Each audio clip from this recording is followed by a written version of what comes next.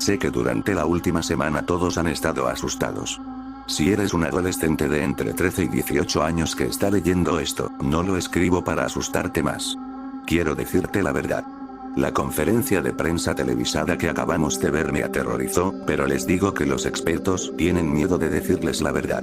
No es intencional, están tan asustados como nosotros. Están aterrorizados. No saber qué es esa cosa ni cómo detenerla los aterroriza. Pero esta enfermedad que afecta a la población adolescente no es nueva. El año pasado por esta época se propagó en mi ciudad y se llevó a mi hermano.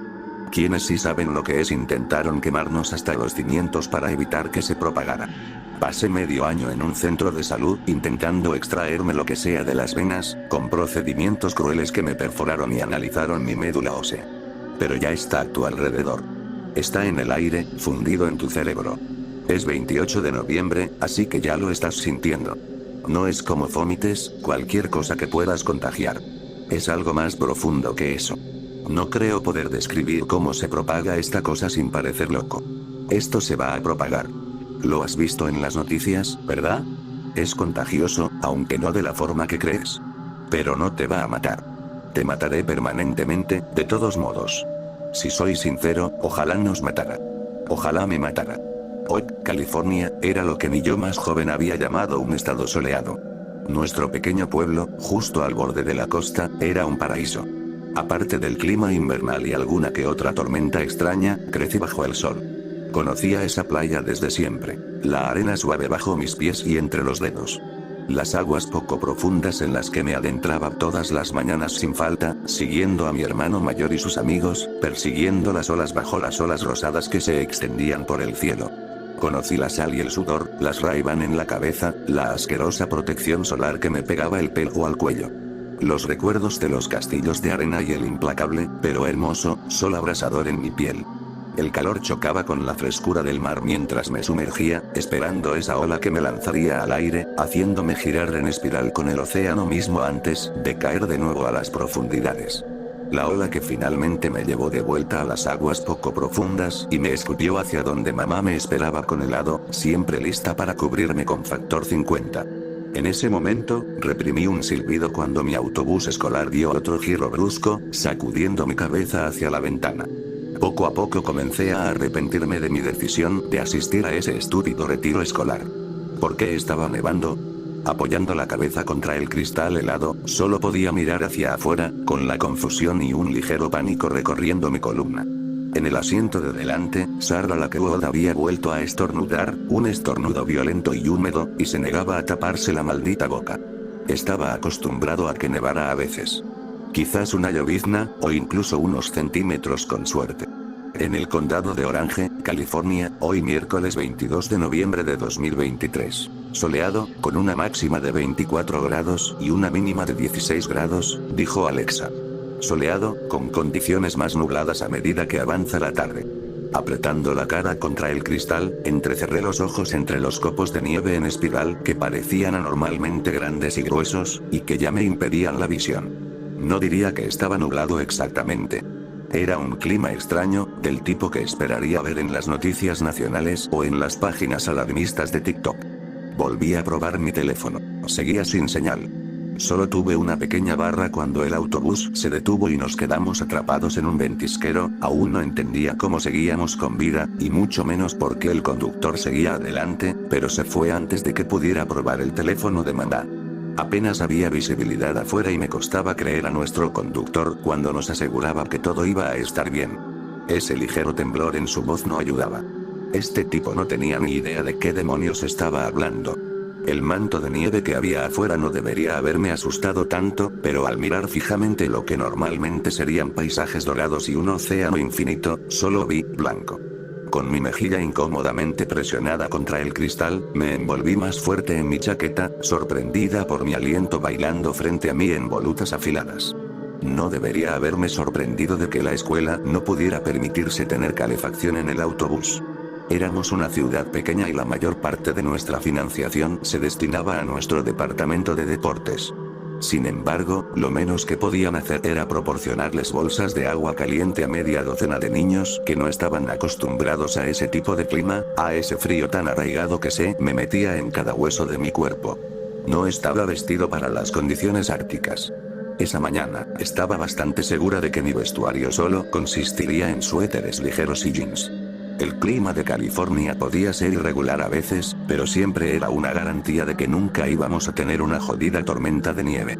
Aún así, si realmente aguzaba el oído, tal vez podría engañarme a mí mismo y creer que la ventisca exterior era, de hecho, olas del océano rompiendo contra una orilla, donde alguna vez me sentí seguro.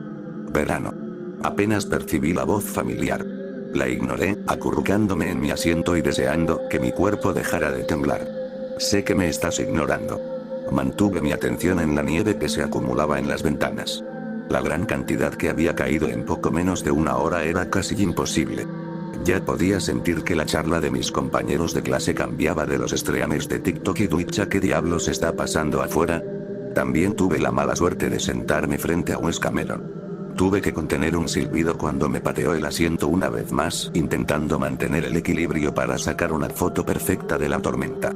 Estaba actuando como si nunca hubiera visto nieve antes, parloteando con su compañero de asiento, quien en ese momento era mi otra persona menos favorita en ese autobús. Su maesa voz molesta se había convertido en un canto cantarín. Vete, imité su provocación. Estoy intentando dormir. No pareces estar dormido. Me removí en el asiento, intentando ponerme cómodo. Palabra clave, intentar. Mamá dice que no pasarás las vacaciones con nosotros. ¿Y entonces? No me giré. Eso no es muy festivo de tu parte, hermana. Al no responder, suspiró. Así que les vas a arruinar la Navidad a todos. Ay. Dios mío, no tenías por qué hacérselo así. No esperaba que Wes interviniera, asomando la cabeza por el hueco de mi asiento. Él me lanzó una sonrisa y lo empujé con un dedo en la frente. Ay.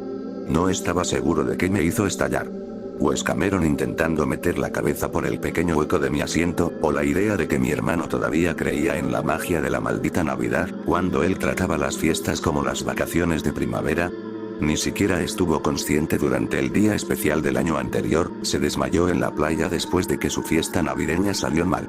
Como mamá estaba demasiado avergonzada para reconocer el comportamiento de Wes, o admitirlo delante de nuestros vecinos, yo era la que corría hacia y desde nuestra casa, con un balde para vomitar y latas de gaseosas nuevas, mientras todos los demás estaban disfrutando de sus cenas navideñas. Ah, sí, la alegría festiva de limpiar el vómito de tu hermano. Me aparté de la ventana, levanté la cabeza y encontré al niño dorado mirándome de reojo, con los brazos cruzados y las cejas levantadas, imitando a nuestra madre. Llevaba un suéter con forma de reno, lo cual ya era una bandera roja intermitente. Las astas iluminadas que sobresalían me hicieron sentir náuseas. El suéter le quedaba grande, holgado y le quedaba colgando de su delgada figura. Sin duda, un intento de caerle bien a mamá. Su gorro con pompón fue una elección. Mamá estaba obsesionada con la ropa navideña.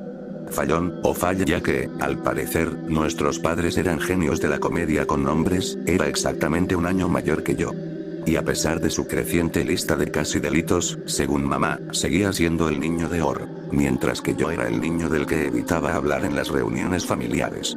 El socialmente torpe que simplemente estaba pasando por una etapa. Mamá nos puso nombres según las estaciones en las que nacimos. Si bien yo nací en julio, durante los meses de verano, con días largos y un embarazo cada vez más doloroso, gracias por los detalles, mamá, Fallón nació en otoño, bajo un cielo rojo acogedor y hojas caídas. Mi hermano era literalmente el maldito niño dorado. Pero no la culpé por renunciar a mí. A diferencia de mi hermano, que tenía una vida propia, yo abandoné el surf y la playa cuando encontré mi individualidad y elegí quedarme en casa todo el día jugando a Stardew Valley. No abandoné por completo el exterior, pero sí dejé de perseguir a mi hermano y sus amigos y encontré consuelo en mi propia habitación. La última vez que quedé con mi hermano, Fallón salió a comprar pizza para llevar. Quería acompañarlo, pero estaba enamorado de un chico, y al parecer, tener a su hermana pequeña como tercera rueda era una pesadilla social. Cometí el error de regresar a casa del amigo de mi hermano, quienes se quejaban de mi presencia. No querían que un chico de 14 años anduviera con ellos, y supongo que fueron demasiado educados como para decírselo a mi hermano. Entonces me distancié. Eso fue hasta que me vi obligado a reconocer su existencia, en esta estúpida excursión. Como sus amigos nos acompañarían durante todo el feriado, y mamá insistía en que esta gran fiesta reuniera a todas nuestras familias, los amigos de mi hermano también estaban invitados. Por lo tanto, planeaba pasar mis vacaciones en otro lugar. Mi plan era ignorar la existencia de Fallon y, una vez terminada la excursión, tomar un vuelo. Sin embargo, el universo tenía otros planes. Era bastante difícil ignorarlo mientras se aferraba a mi asiento, mientras nuestro destartalado autobús lo mecía de un lado a otro. Fallon y yo éramos como copias al carbón de nuestra madre y nuestro padre. Aunque yo había heredado los rizos castaños y la tez más oscura de mi madre, Fallon era una pelirroja pálida. Podrías ver el parecido, si entrecerrabas los ojos. Se reflejaba principalmente en nuestros ojos y la forma de nuestras caras. Según alguien de la clase, teníamos exactamente la misma cara de perra en reposo. El mismo que estaba tirando en ese momento, con la ceja levantada y los labios fruncidos en una leve sonrisa. Enseguida decidí que odiaba su maldito suéter de reno, otra estratagema para congraciarse con mamá. A Fallon le encantaban las intervenciones familiares, especialmente cuando era él quien las realizaba. Decidí complacerlo, tratando de ignorar nuestra creciente audiencia. No me interesa jugar a las familias felices, dije con lo que esperaba fuera una sonrisa forzada. Ya sentía que se me calentaban las mejillas, y ni siquiera era un alivio. Era un calor incómodo, como meter la cabeza en un horno. ¿Podemos hablar de esto luego?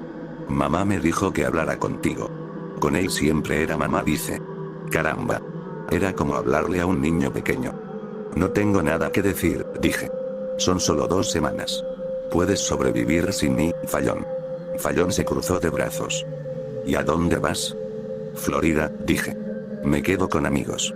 Odié su sonrisa burlona, como si lo que decía no fuera cierto. ¿Amigos? Los conocí en un servidor de Discord. Él frunció el labio, otra frase de mamá. Tienes 15 años. Puse los ojos en blanco. Tienen mi edad, Fallon. Cuando el autobús dio otra sacudida, esta vez provocando una cacofonía de gritos detrás de nosotros, mi hermano estaba extrañamente tranquilo y apretó su agarre en mi asiento. Bueno, le tembló la voz al ser lanzado hacia atrás con fuerza, apenas logrando mantener el equilibrio. ¿Al menos me dejas llevarte? Fallon Cartwright, gritó nuestro conductor, agarrándose el volante mientras la nieve golpeaba el parabrisas. Siéntese, por favor. Fallon me miró con los ojos muy abiertos. Sabía exactamente lo que estaba pensando. ¿Desde cuando un conductor de autobús cualquiera sabe el nombre de mi hermano? Creo que estaba a punto de cuestionármelo, divertido y quizás un poco asustado. Quizás este tipo conocía a nuestra madre. Al fin y al cabo, era un nombre muy conocido en el pueblo. Recuerdo extender la mano y agarrar su brazo, envolver mi mano alrededor de su muñeca y tirar de él hacia el asiento junto a mí. Pero por el rabillo del ojo vi que el conductor explotó. No quiero decir que estallara en pedazos carnosos, en un festival totalmente sangriento. Quiero decir, un minuto estaba allí, intentando frenéticamente quitar la nieve del parabrisas con su mano desnuda, sacando la cabeza por la ventana, y en un único y desorientador momento, ¡pop! Y desapareció, explotando en una vívida niebla roja. ¿Verano? La voz de Fallon apenas arañaba la superficie de mi mente, mientras miraba lo que casi me recordaba al polvo de estrellas, una marea carmesí de destellos rojos suspendidos en el aire, cubriendo ligeramente el asiento del conductor. Me tomó medio segundo darme cuenta de que, de alguna manera, este hombre acababa de estallar espontáneamente, y poco a poco empecé a darme cuenta de que nadie conducía el autobús. El mundo quedó en silencio. Las voces eran olas del océano que golpeaban mi cráneo. Afuera, apenas podía distinguir el borde irregular de un acantilado hacia el que nos dirigíamos, el autobús se desvió nuevamente y provocó un nuevo pánico entre mis compañeros de clase. En ese momento, quise ser el héroe, saltar hacia adelante para tomar el volante y alejarnos del acantilado en cuyo borde estábamos tambaleándonos. Pero solo podía quedarme allí, paralizado, aturdido. Ver cómo el camino se estrechaba cada vez más me recordó a atravesar el túnel de aquella vieja película de Willy Wonka. No hay luz, no hay esperanza, solo oscuridad envolviéndonos lentamente. Nunca sentí que el autobús se volcara.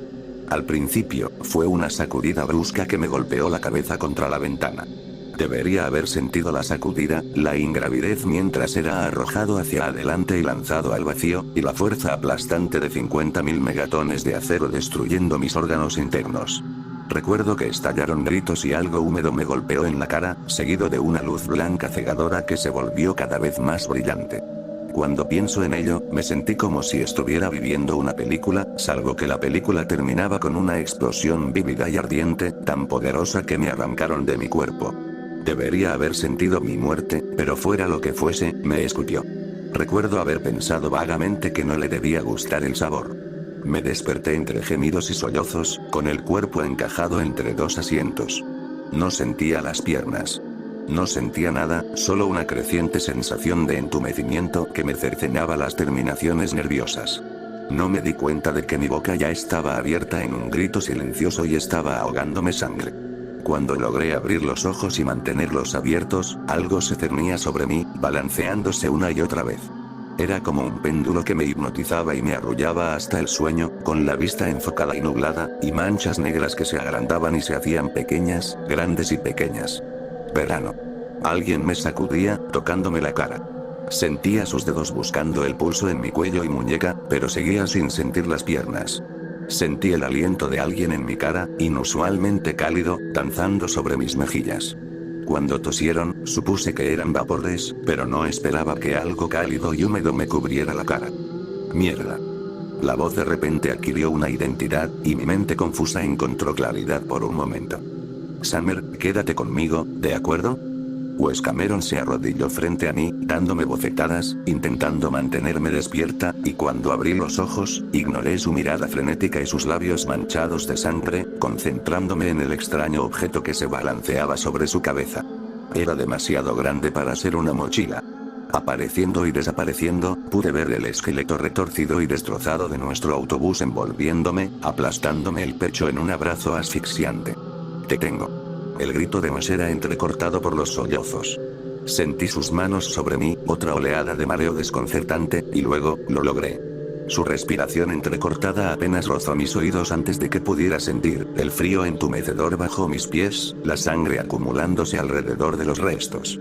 Wes no dudó, me abrazó torpemente y me arrancó con violencia de donde estaba, encajada entre lo que quedaba de los asientos y la ventana destrozados. Tumbado de espaldas, vi la carnicería desde otro ángulo. Seguí la intensa mancha roja. Hacía tanto frío y sentía tanto dolor, que llegaba en pulsaciones agudas que me sacudían el cuerpo. Pero podía sentir mis piernas. Estaban intactas, dobladas debajo de mí. Wes me jaló suavemente para sentarme. La sangre me corría por la nariz, la boca y los oídos, asfixiándome. Pero estaba vivo. Cuando mi mirada se posó en la figura oscilante que se cernía sobre mí, me di cuenta de que no estaba mirando un objeto iluminado por las luces de emergencia del autobús. Me quedé mirando lo que quedaba de un suéter navideño verde brillante, con astas iluminadas que iluminaban una nariz de reno que ahora estaba empapada de rojo. Delirante, recordé que antes no había sido Rodolfo, solo vi el torso, y eso fue suficiente. No me di cuenta del todo de que era el cadáver de mi hermano el que se balanceaba de un lado a otro hasta que alguien, Wes, me agarró de los hombros y me obligó a mirarlo. Fallon estaba muerto. Todavía no estaba seguro de qué era el duelo, ni siquiera de cómo se suponía que debía reaccionar ante una muerte. Pero en ese momento íntimo donde solo estábamos yo y mis pensamientos tumultuosos, esa parte venenosa y egoísta de mí solo podía pensar en una sola palabra: finalmente. Y entonces me di cuenta de una vez por todas. Fallon estaba muerto. Fallon no iba a regresar. El sonido entraba y salía, como ráfagas de aire. Los labios de Wes se movían, pero lo único que podía oír era el frenético latido de mi corazón. Antes. ¡Guau! Oye. La voz de Wes era fuerte e invasiva. Mírame. No lo miré. Miré a mi hermano. Cadáver. Su cadáver. Alguien gritaba. No paraba. A lo lejos, me di cuenta de que era yo. Estaba gritando. El ruido era horrible, un chillido estridente que explotó en mi cráneo. Summer, tenemos que salir de aquí. La respiración agitada de Wes me golpeó la cara. Unos brazos cálidos ya me rodeaban, sacándome como a una muñeca de entre los escombros y llevándome directamente a los copos de nieve que se arremolinaban. Seguía nevando. La idea me pareció confusa y errónea mientras me sentaba de rodillas, temblando y entumecido, sin palabras. A mi alrededor había una cacofonía de compañeros de clase gritando, algunos sin miembros, otros apenas con vida, pidiendo la muerte. Fallon seguía ahí, gritaban mis pensamientos. No vi una cabeza. No vi su cadáver completo. Así que, tal vez, ya estaba de rodillas, arrastrándome entre la manta blanca, antes de que otros brazos me sujetaran. No sabía su nombre. Poppy, Ollie, o algo así. La niña se dejó caer frente a mí, con los ojos abiertos y sin ver. Ella había estado en el equipo de atletismo. La recordaba vagamente de nuestro anuario. Siempre al frente de cada foto, siempre sonriendo, con su cola de caballo rubia moviéndose y su sonrisa de muñeca perpetuamente perfecta. Ahora, su cabello rubio colgaba en forma de colas de rata escarlata enredadas y pegadas a su rostro. ¿Lo viste? Las palabras de la muchacha me tomaron por sorpresa y me hicieron retroceder arrastrando los pies. El conductor del autobús estalló en una niebla roja. Ella también lo vio. Cuando se acercó, tan cerca que su aliento me picaba en la cara, noté sangre manando de sus labios y goteando por su barbilla. La niña tosió y me encontré con la cara llena de mocos sanguinolentos. Estaba enferma. No solo temblaba de frío, si su piel febril y sus ojos inyectados en sangre eran un indicio. No respondí. Ella se puso lentamente de pie, balanceándose de un lado a otro mientras se tambaleaba y murmuraba para sí misma. Ollie volvió a toser, esta vez tapándose la boca, y luego se quedó mirando su palma manchada de sangre, con el labio tembloroso. Ollie vomitaba, pensé, mareada. Aturdido, creo que me quité los mocos ensangrentados de las mejillas. Pero no creo que me importara. Estuve sentado allí durante un buen rato esperando que Fallon apareciera de entre los escombros. Pues finalmente se dejó caer frente a mí y me agarró las manos. No había asimilado del todo sus heridas hasta ese momento, al fijarme en el corte aterrador que le atravesaba la frente, sus gruesos rizos castaños colgando de sus ojos entrecerrados. Estaba prácticamente intacto, pero cada palabra que pronunciaba le acompañaba una tos violenta y un silbido en el pecho. Oh. Pensarlo fue como una ola que me azotaba. Pues también estaba enfermo. Sus labios se separaron y luego se movieron, tomando la forma de lo que solo pude suponer que era simpatía. Lo siento mucho, Summer. Pero esta vez no pude escucharlo. En cambio, me preguntaba por qué sus manos estaban tan cálidas, resbaladizas y sudorosas, enredadas con las mías. Mientras estaba helado. Recuperé mi voz cuando logré ponerme de pie y respirar en mis manos para mantenerme caliente. No te ves muy bien, le dije y, para mi sorpresa, se rió. Luego tosió, esta vez en sus manos, y luego se la secó en la chaqueta. Tú tampoco. Había aproximadamente 9 sobrevivientes, de 20 niños en nuestro autobús. La mayoría de nuestra clase había muerto, pero aún no lo había asimilado. Seguía buscando rostros familiares entre las sombras de los sobrevivientes. Enseguida nos dimos cuenta de que estábamos solos. No había señal, y cuando por fin encontramos un solo bar, el 911 estaba desconectado. Los niños empezaron a entrar en pánico, pero yo seguía diciéndome que era por el clima. Esta nevada fue inédita, algo a lo que nuestro pueblo no estaba acostumbrado. Así que, por supuesto, nuestras líneas de emergencia estarían saturadas. Sin embargo, Elizabeth Banks se aseguró de recordarme constantemente que las líneas de emergencia no estaban ocupadas. Estaban muertas. Pues asumió el cargo de líder y anunció que no estábamos tan lejos de casa. Tenía razón. Incluso con la nieve, aún podía distinguir dónde se había volcado nuestro autobús en un terraplén poco profundo. Entonces, reuniendo todos los recursos posibles, comenzamos la caminata de regreso a la ciudad mientras hacíamos lo mejor que podíamos para transportar a los heridos en camillas improvisadas. Tuve la suerte de poder caminar, impulsado por pura adrenalina. Me daba pavor ver a mi madre y explicarle que Fallon no iba a volver. De alguna manera, me echaría la culpa. Ya estaba ensayando las palabras en mi cabeza. Lo siento, mamá. Siento mucho no haber podido salvarlo. No había una forma correcta de decirle a mi madre que su hijo nunca regresaría. Y una vez más, esa parte egoísta de mí no quería. ¿Por qué era mi responsabilidad? ¿Por qué intentaba disculparme, carajo? La idea inicial de Wes era volver al pueblo haciendo autostop. Pero al volver a la carretera principal, nos dimos cuenta de que no iba a suceder. El tráfico simplemente se había detenido. Los coches chocaban entre sí y congestionaban la carretera. Es por la nieve, me dije. Wes y otros 2 chicos ya estaban revisando cada coche, sus rostros cada vez más pálidos. Podríamos haber atribuido la culpa a las traicioneras condiciones. De hecho, al principio lo intentamos. Nuestro pueblo nunca había visto una nieve como esta. De esas que paralizan ciudades enteras y congelan a la gente en los coches. Estaba hundido hasta las rodillas en la nieve acumulada, caminando hacia un guardabosques volcado, cuando Don Hudson expresó mis pensamientos. ¿Dónde están todos?, preguntó, rompiendo ese silencio inquietante y expresando lo que ninguno de nosotros quería reconocer. Metí la cabeza en cada coche y encontré exactamente lo mismo. Los cinturones de seguridad todavía estaban puestos. Pues ya estaba perdiendo la calma y se le quebraba la voz. «Estamos bien», anunció, con un tono que decía lo contrario. «Probablemente sea por la tormenta. Seguro que todos han sido evacuados». No tuvo que expresar su conclusión después de comprobar todos los coches de los alrededores, porque todos la sabíamos. Ninguno de estos conductores había abandonado su asiento. No fue hasta que metí la cabeza en un Prius de lujo que comprendí la magnitud de la situación. Al igual que con el conductor del autobús, me encontré mirando fijamente el volante salpicado de una niebla roja brillante. Pues tenía una respuesta, o al menos lo que él creía que era. Buscaba la lógica y la ciencia, cuando yo estaba bastante seguro de que estábamos ante una combustión humana espontánea a escala catastrófica. No tenía ni idea de lo extendido que estaba hasta que llegamos a casa de madrugada. No sabía a qué hora. Seguía nevando, y para entonces, estábamos hasta las rodillas. Todo el pueblo se había paralizado. Volví directamente a casa presa del pánico, que se convirtió en pavor al ver la puerta de entrada abierta de par en par. Alexa me saludó alegremente con un bienvenido a casa. Son las 3 de la madrugada del jueves 23 de noviembre y la temperatura actual es de -15 grados, con una sensación térmica de 7 grados. Subía el agua por las escaleras. Al llegar al rellano, tropecé con la espuma que inundaba el baño. Cerré el grifo con las manos temblorosas. Mamá estaba preparando el baño. Pude ver exactamente lo que estaba haciendo entre lo que quedaba. El televisor seguía encendido con el canal del tiempo, su portátil abierto sobre la mesa de centro, la página web de nuestra escuela a la vista. Su teléfono estaba en el suelo, con la pantalla rota.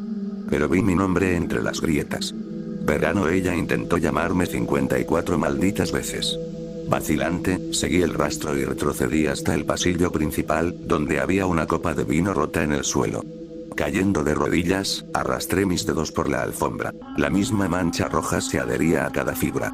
No quería admitir que la mancha escarlata en la alfombra del pasillo era mi madre y no su vino, o que, antes de explotar, había estado intentando desesperadamente ponerse en contacto conmigo. Entrando nuevamente en shock, hice todo lo que pude para distraerme. Revisé el refrigerador y la despensa, tomando nota de cada artículo. Todavía teníamos electricidad, así que agarré el teléfono de mi mamá e intenté, una vez más, comunicarme con una línea de emergencia. Me lavé la cara 1, 2, 3, 4 veces, frotándomela hasta dejarme la piel en carne viva. Sentí como si estuviera cubierta de él. Cuando me solté la coleta, lo sentí pegado a mi pelo y al cuello. Fallón estaba muerto, mamá estaba muerta. Pasé horas en la ducha, horas que ni siquiera recuerdo, sentada con las rodillas contra el pecho, tratando de imaginar si hubiera sentado a Fallón antes. Él estaría conmigo, intentando tranquilizarme. La lógica en este desastre. La culpa del superviviente me estaba carcomiendo. Estaba sola. Aún así, me reconfortaba mi rutina habitual antes de dormir, intentando ignorar los gritos de excitación del exterior. Los niños más pequeños corrían por la nieve mucho después de su hora de dormir, felices o histéricos, y aún no acababan de asimilar que sus padres habían muerto. Pasaron las horas y ya estaba esperando que mi madre viniera a gritarme por no estar dormida, o a poner leche tibia con miel a mi lado. Pero estaba solo dentro de una casa helada que ya no era mi hogar. Empecé a desmoronarme. Intenté dormir en mi habitación, pero no lo logré. Se suponía que era mi lugar seguro, pero al mismo tiempo parecía demasiado grande y como si las paredes se estuvieran cerrando.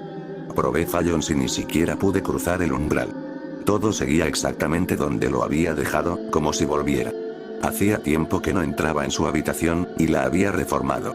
La personalidad de Fallon se reflejaba en cada póster de Marvel, en sus tablas de surf colgadas de las paredes. Su dormitorio no tenía sentido contra el telón de fondo de la tormenta exterior. Un pesado manto blanco contrastaba con sus cortinas de cuentas y sus toallas de playa multicolores. Podía ver solicitudes universitarias sin terminar en su escritorio, su portátil aún abierto, congelado en la pantalla del menú de Minecraft. Antes de la excursión, había asomado la cabeza por mi puerta. «Oye, ¿quieres quedar un rato? Estoy configurando Minecraft ahora mismo». Lo ignoré y me puse los auriculares. Nunca le hablé de sus amigos porque no quería arruinar nuestra relación. Pero lo había cagado y lo alejé. Cerrando la puerta de mi hermano, volví a la mancha roja oscura en la alfombra del pasillo. Ni siquiera recuerdo haberme acurrucado y desmayado allí mismo. Cuando me desperté, era de día y todavía estaba nevando. Estaba prácticamente atrapado por la nieve y entré directamente en un blanco intacto. Estaba intentando hacer café cuando escuché 3 golpes singulares en la puerta. Pues, todavía en pijama y cargando una bolsa llena de Dunkin' Donuts. ¿Quieres uno? Son frescos de ayer, así que te los doy.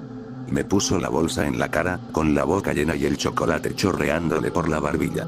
Noté una importante transpiración brillando en su frente, empapando mechones de cabello pegados a su piel. Sus ojos eran más grandes, de alguna manera, las proporciones de su rostro eran diferentes. Debí estar alucinando, o tal vez sufriendo una conmoción cerebral. Pero no, cuando parpadeé rápidamente, la cara del chico se volvió de alguna manera más estrecha.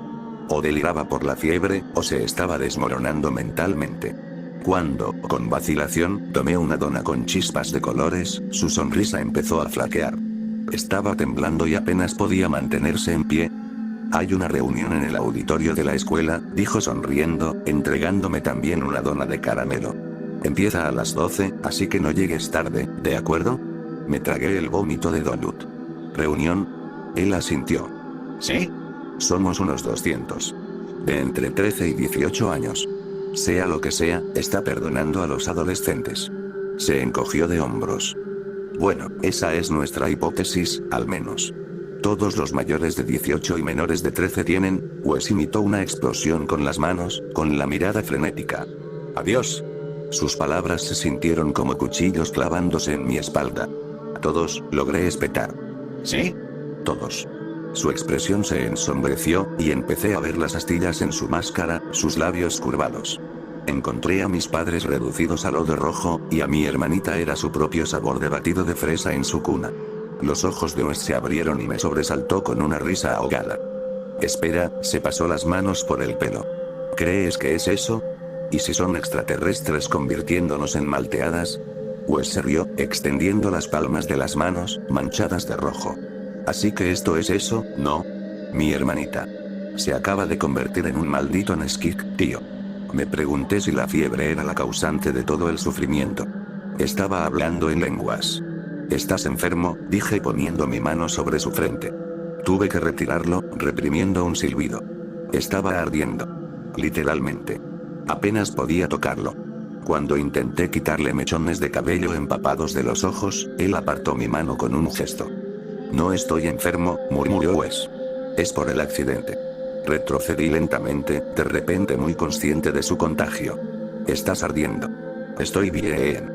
Puso los ojos en blanco, pero luego tosió, lo que incluso a él le sorprendió. Un sobresalto y un escupitajo ahogado lo hicieron tambalearse y perder el equilibrio.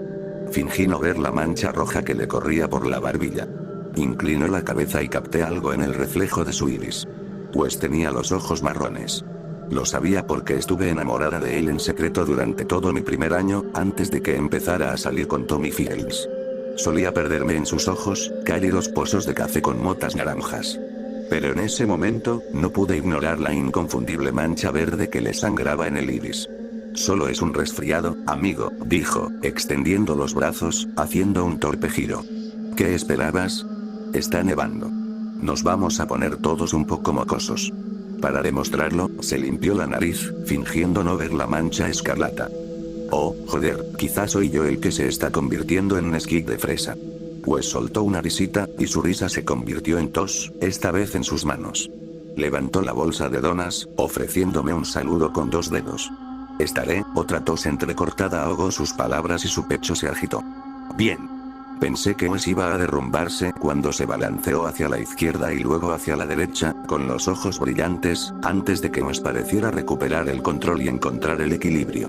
Giró sobre sus talones y volvió a caminar por mi camino de entrada, luchando por abrirse paso entre la nieve acumulada. Nos vemos a las 12, Summer. Al final no pude ir a la reunión después de que la nieve me encerrara oficialmente.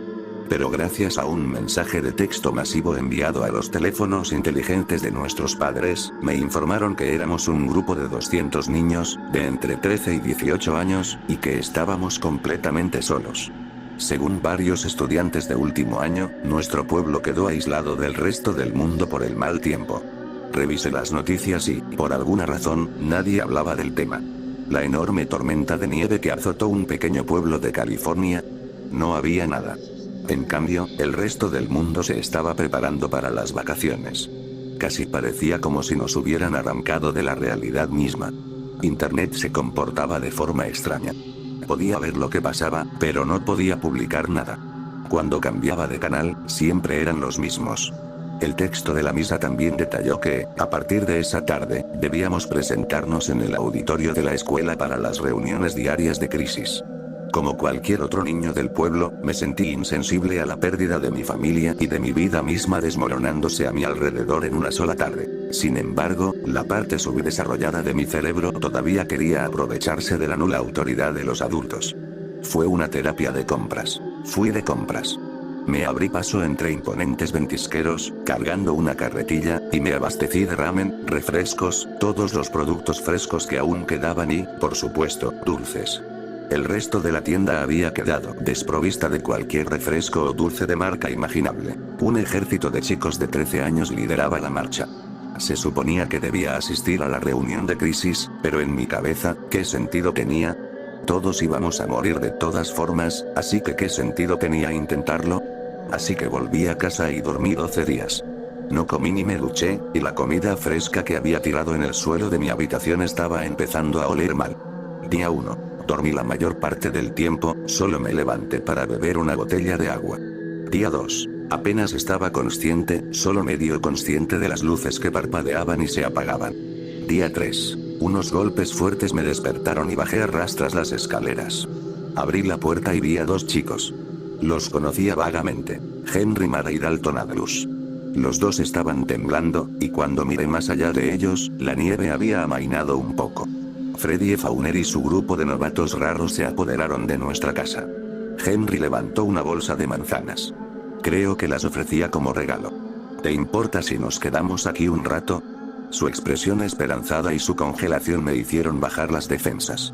Asentí y los dejé entrar, ofreciéndoles mantas y dejándoles la sala de estar.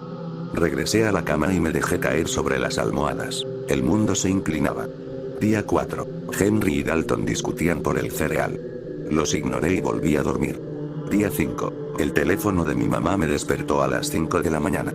Wes Cameron ha muerto, decía el mensaje encabezando mis notificaciones. Su cuerpo fue encontrado dentro de una farmacia. Algo gélido me recorrió el cuerpo. Wes estaba resfriado, ¿verdad? Me senté en la cama, de repente muy consciente de la sequedad en mi garganta. Recordé ese destello verde deslizándose por su iris. Su frente húmeda. Día 6. Me despertó otro mensaje. Esta vez, 10 jóvenes de 15 años fueron encontrados muertos en sus casas. Todos con sospecha de gripe. Día 7. Henry empezó a toser abajo. Salté de la cama y cerré la puerta con cinta adhesiva. Abrí la ventana y me tomé 3 Tylenol. Otro mensaje me hizo vibrar el móvil. 3 quinceañeros más muertos. Día 8. No podía levantarme de la cama, tenía los huesos pesados. Tosí algo en la almohada, pero no lo miré. Tenía 3 mensajes en el móvil. El primero fue alertarnos que iban a dejar de reportar muertes, el segundo fue que se sentían mal y el tercero fue que querían a su mami. Día 9. Ardía, revolcándome entre sábanas empapadas de sudor, con la boca llena de sangre. Henry había dejado de toser. Podía escuchar a los chicos moviéndose. Aluciné que mi hermano estaba de pie frente a mí, con orejas anormalmente puntiagudas y una sonrisa que le abría la boca de par en par. Sentí sus dedos helados tocar mi frente húmeda, y cuando lo miré, parpadeando rápidamente, podría haber jurado que sus ojos eran diferentes. Pero era hermoso. Grotescamente hermoso, como un hada. Pues subió por mi ventana, seguido por la chica del accidente. Acebo. Día 10, creo que morí, mi cuerpo ya no es mío. Día 11. Seguía muerto, en el suelo de mi habitación, ahogándome con trozos rojos, húmedos y deslizantes. No podía hablar, respirar ni comer. Mi cuerpo ardía, y mis gritos se ahogaban en mis labios, tras desviar mis cuerdas vocales quemadas. Día 12. Podía moverme de nuevo. No bien, pero lo suficiente como para mantenerme en pie. Mi cuerpo se sentía extraño, demasiado ligero y a la vez pesado, como si flotara y me arrastrara. Llamé a los niños y bajé las escaleras, tapándome la boca con un par de pantalones de pijama sucios y pisando directamente un charco rojo pegajoso sobre la preciada alfombra de madá.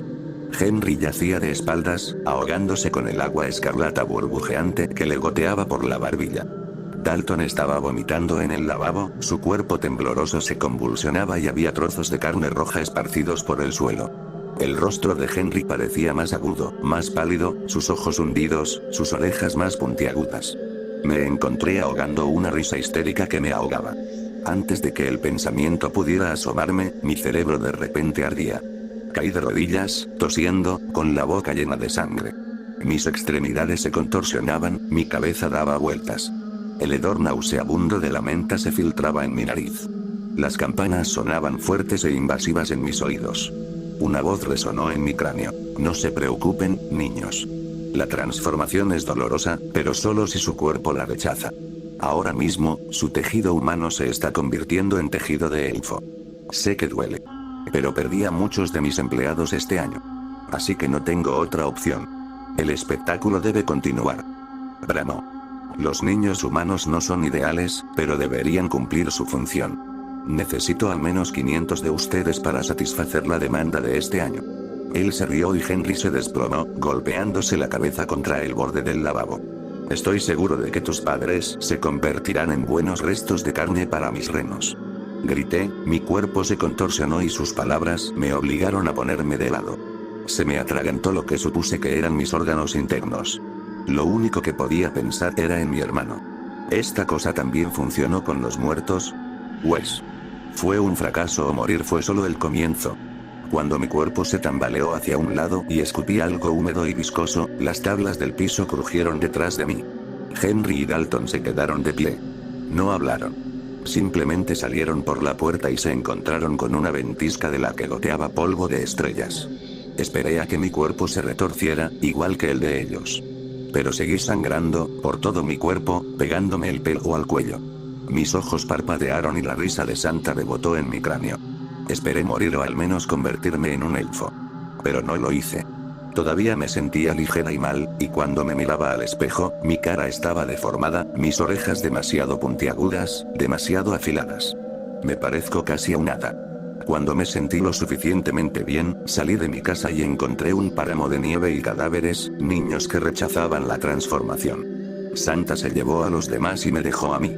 Cuando la nieve empezó a derretirse, había gente con mascarillas llamando a mi puerta. Dejé que me metieran en una furgoneta sin distintivos y me sacaran del pueblo. Pasé los siguientes meses experimentando conmigo. El hombre que me hizo la prueba dijo que los expertos saben de la existencia de Santa desde hace tiempo. Pero no habían visto lo que llaman una conversión a esta escala. El Dr. Mycroft, el hombre que me pinchaba y me empujaba todos los días, me dijo que la conversión es el proceso por el cual las células y los tejidos humanos se transforman a la fuerza. La única manera de detenerlo es rechazar la idea de Papá Noel. Eso es lo que quiero que todos hagan. Ahora mismo. Antes de que esto se propague globalmente, por favor. Dejad de creer en mis amigos, que se convirtieron en elfos a la fuerza contra su voluntad. Wes, Ollie, Tom, Henry y Dalton, todos los niños que se llevó. Deja de creer en este psicópata que asesinó a mis padres. Detener. Creyendo. A él.